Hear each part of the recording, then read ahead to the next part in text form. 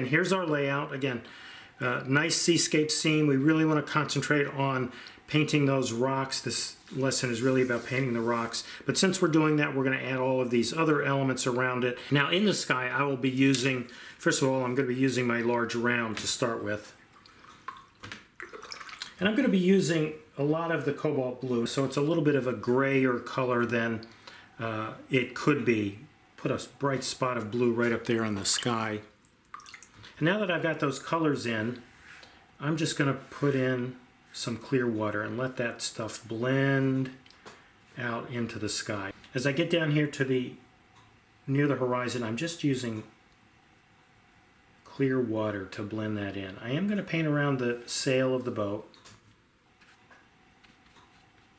It's been mixed with some of the burnt sienna here, which makes it look a little bit turquoise. Gives it a little bit of nice color right down there at the horizon. I'm going to get a little bit more of the brighter blue over here to the right.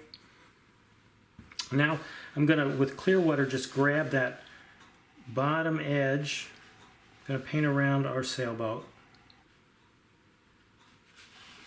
This is a crashing wave, or a little bit of a gentle crashing wave right here. I'm going to leave that white paper for now, but I will pick up some of the sky color, the grays and the turquoise colors, start mingling them in under that wave. And as I work my way down towards the rocks, remember this is all going to be tans and browns and grays as we finish. I'm going to bring in some of the burnt sienna and just paint right through those rocks, right through that rocky area. In essence, I'm getting color over almost all of the paper at this point. I'm just getting that base layer of color in. I think I'll pick up some of this brownish gray that I've got over here. That's the mixture of cobalt blue and burnt sienna. So there we've got our first layer of paint dry. We have actually a nice free-flowing, soft, kind of hazy looking, maybe a little bit of cloudy, overcast sky in the background. But we're really ready to go on to the rest of the painting. One thing that's really important in a seascape, and that is making sure that you have a horizontal, completely horizontal, flat horizon line. Now it's drawn that way on the drawing layout, so if you have that drawing layout, you can be pretty confident that it's going to be horizontal if you copied that. And so I went in with the side of the brush first, and now I'm going to go back and make sure that I've got this edge right up here, again horizontal. Notice that I've got that green in. I have some of this green from the sky. I've got that in. And I'm picking up on the palette really kind of mixtures of that and the cobalt blue mixture. And I'm trying to put those in where they might be reflecting something from the sky itself. So notice that there's some blue here, cobalt blue, this gray blue. So I'm mingling that right in here. I'm using the tip of the brush and I'm making light strokes. I'm hoping to get some rough brush, dry brush looking marks that will simulate the look of waves and movement. And in doing this, really quickly and simply, it's a great way to get the look of the water without really fussing with it too much. A little bit more of the green. I'm going to pop that in right here under that green spot in the sky, which, you know, you might think that, oh, that doesn't look very good there. I don't think I'd see that green in that sky.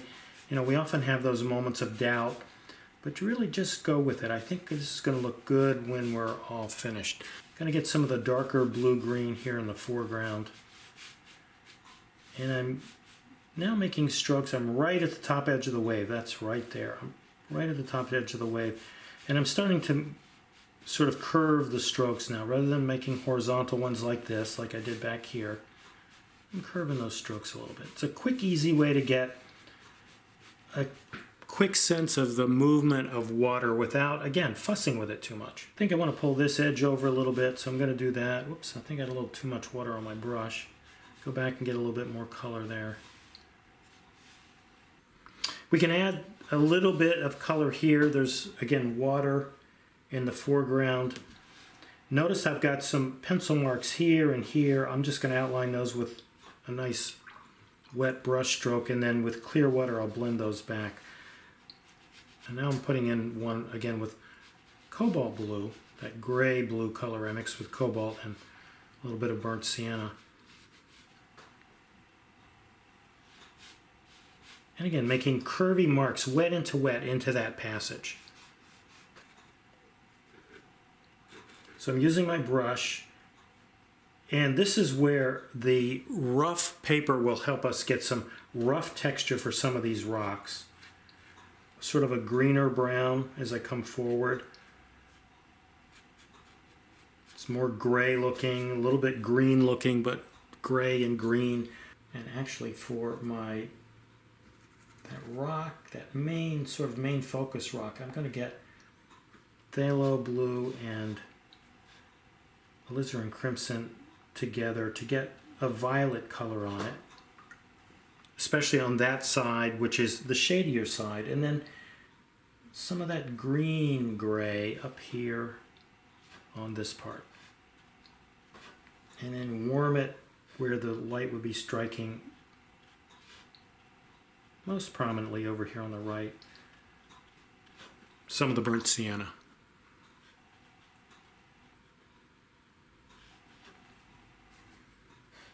Now I'm back and forth between the palette and the paper, just picking up some of those rock colors.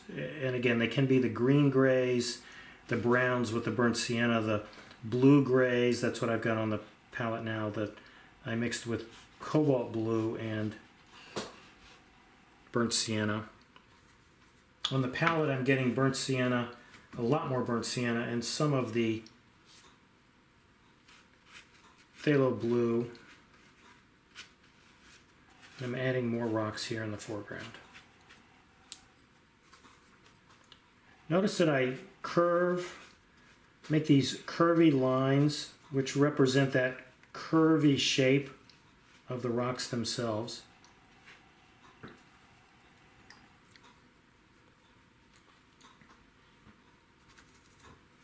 On the palette, it's more cobalt blue and burnt sienna for some gray blues, which I'm going to bring down here into this area, darkening them up just a little bit. And this rock is part of the mid-value area, but I'm going to make it a little bit darker, a little bit of contrast. Pick up some of the green blue, that's the phthalo blue and burnt sienna together. A couple of these rocks back here, here, and here.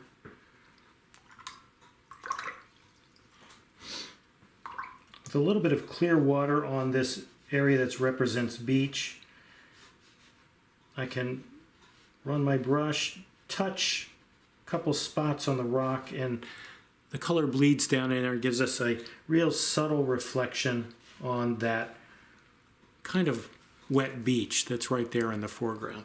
Now, most of this area is still a little bit wet. Some areas dry. This is dried over here, but for instance, this rock here, which is our main focal point, we can go back in with some thick phthalo blue right out of the well. So that's what I'm getting here. Thick alizarin crimson and a little bit of burnt sienna to tone it down some, and add in areas where there's some darker shadows on this rock. I've got a shady area that I already added to this rock, and again, since it's still wet here, I can drop some of that into that wetter area to show some reflection.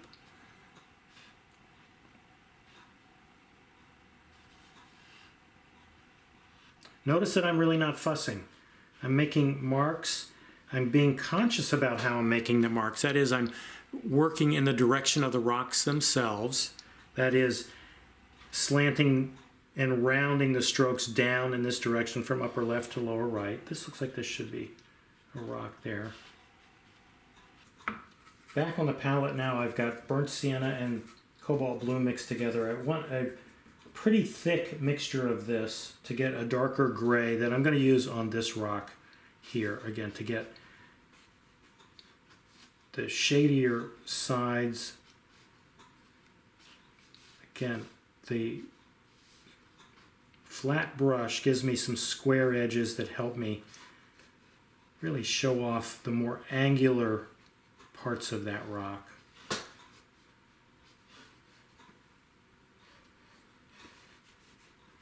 Again, if I touch in this wet area, I'll get some of that blending and the subtle reflection of that rock onto this wet beach. Right here in the foreground, another rock, the side of this rock, let's say, dropping in behind the face of that rock, the lit face of that rock. Fill out this rock in this corner and this rock.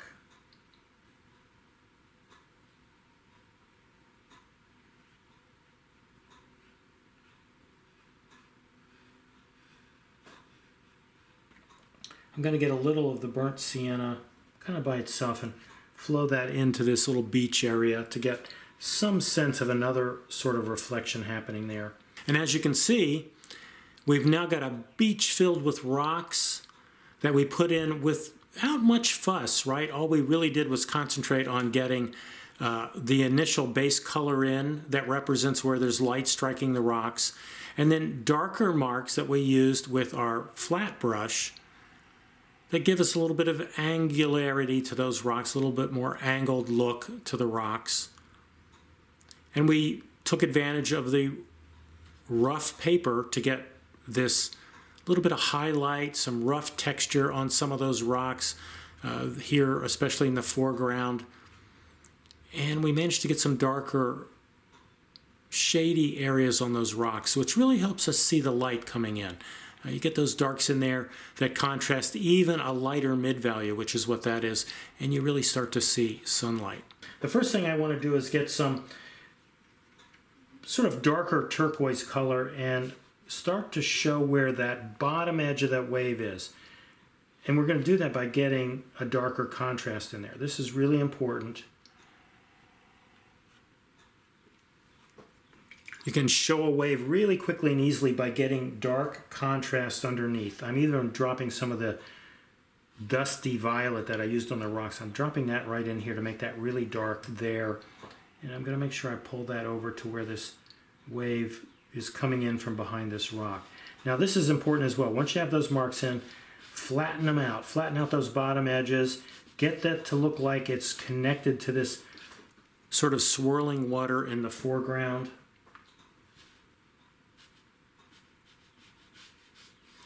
With these movements, that's what these pencil lines that went in initially were for, to help guide the brush strokes that we would be adding at this stage. We want to do something similar back here, just again to bring out the edge of the top of that wave. So I've got this time a very fluid wash of that same sort of color, that turquoise color. And I'm really trying to accent the top edge of the wave. And if I turn my brush on its side, I might get a little bit of rough brush up there, which will show a little bit of splatter or something that's coming off of that wave there, splattering in. And drop that back under the edge of this wave, right? Especially over here, near the rocks. Let it blend. It's still wet there, so it'll blend down. You can make a couple horizontal, kind of rounded horizontal strokes. Make that wave look like it's really crashing in, and therefore the water under it is dark. And then I can get some of this down here, again, just to show a little reflection, a couple quick strokes. I'm going to bring a couple of those down here, try to blend in this edge. This is really water back here, so I'm going to blend this in a little bit. Try to, again, separate the rock from the water by getting a little bit of contrast right there. But what I'm going to do is put clear water on the paper on what's essentially the beach, all of this area down here, putting clear water on it. Going back and get some of those rock colors, mostly burnt sienna, but some of these darker grays, and I'm brushing that in. And I really want this to be kind of dark, especially to show the reflections of these darker, shadier areas under the rock. Right in here as well. Maybe even here. Probably there's a rock here. I'm going to darken that up and then get reflection in. Same here. Still kind of damp here on this part of the paper, so it's really kind of an easy way to get those reflective marks in there. Mostly what we see of the boat are the sails. So I've got the mast tipped a little bit here. This is a particular kind of boat with a particular kind of sail. I'm going to paint those in with the tip of this smaller brush. This is mostly burnt sienna. I don't want this real dark.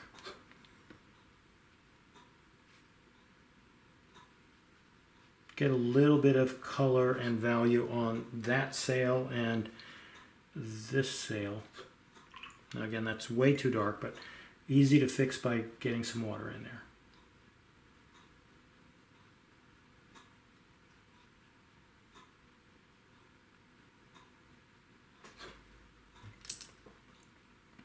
Maybe a little bit of a dark color for the hull.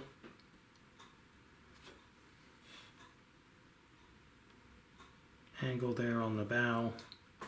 Again, some dark, sort of dark brown color. Show just the top of the mast here. A little bit of it coming down through here. Crashing wave, this very gentle, small crashing wave right here in the foreground. We want to get a little bit of shade on the wave itself, the crest of the wave. So the light's coming from the upper right. It'll be hitting the upper part of the wave, but it'll be a little shady here on this part of the wave. So I've got I'm mixing cobalt blue and a little burnt sienna to get a blue-gray. And with that blue-gray, this might be a little bit dark, but I'm going to soften it up and lighten it in just a second. With that blue-gray, I'll show the shady part of this wave, the part of the wave that's away from the sun. Now what I did was put the color on. Now I've got clear water on the brush. I'm running the brush along the top